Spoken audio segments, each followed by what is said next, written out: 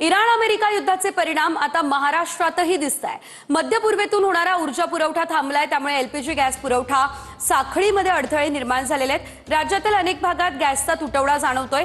मुंबई, पुणे, नागपूर, छत्रपती संभाजीनगर शिवाय नाशिक या महानगरांसह राज्यातील अनेक हॉटेल व्यावसायिकांना फटका बसलाय।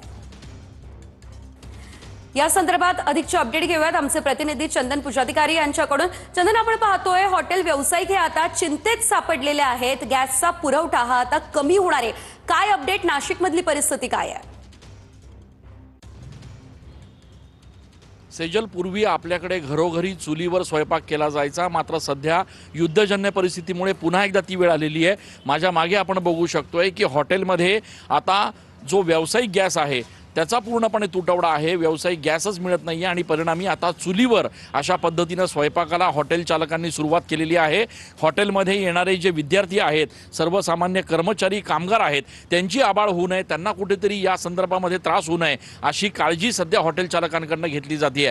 नेमकी काय परिस्थिती आहे सध्या एलपीजी गॅसची? एलपीजी गॅस आता 4 दिवसापासून एलपीजीचा पुरवठा पूर्णपणे बंद झालेला आहे। आता गॅस मिळत नाही आहे आणि माझं फोडणी नावाने जे नाशिकमध्ये महाराष्ट्रीयन हॉटेल आहे तिथे रोज जेवायला येणारे विद्यार्थी, ऑफिसमधले लोक, इकडनं खाली सातपूर जो इंडस्ट्रियल एरिया आहे तिकडनं भरपूर लोक जेवायला येतात।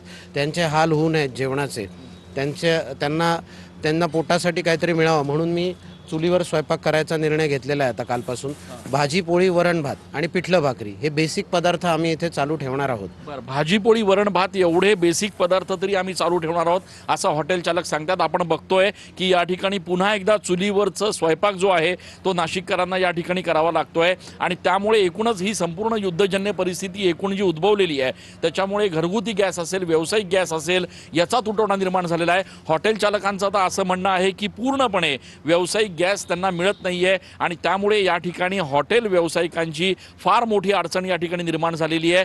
जे ग्राहक या ठिकाणी येत आहेत त्यांच्यामध्ये खास करून विद्यार्थी असतील, कर्मचारी, कामगार वर्ग असेल, यांना कुठेतरी उपाशी राहू नये, ते उपाशी राहू नये याची पुरेपूर काळजी घेण्यासाठी आता चुलीवर अशा पद्धतीनं स्वयंपाक करण्याचं काम जे आहे ते नाशिकमधले हॉटेल चालक करत आहेत। अर्थात ही संपूर्ण परिस्थिती कधी बदलेल याबाबत शाश्वती नसली तरी जोपर्यंत हा संपूर्ण क्रायसिस चालेल तोपर्यंत काही ना काही मार्ग यामधनं काढला जाईल असा दावा या ठिकाणी हॉटेल व्यावसायिकांकडून व्यक्त केला जातोय आणि त्याचाच एक भाग म्हणून अशा पद्धतीनं चुलीवरचा स्वयंपाक हे सगळे हॉटेल व्यावसायिक या ठिकाणी तयार करतात। सेजल, निश्चितच धन्यवाद दिलेल्या सर्व अपडेटसाठी। तर आपण पाहतोय हॉटेल व्यावसायिक आता चिंतेत सापडलेले आहेत। राज्यात गॅसचा मर्यादितच साठा आहे आणि त्यामुळे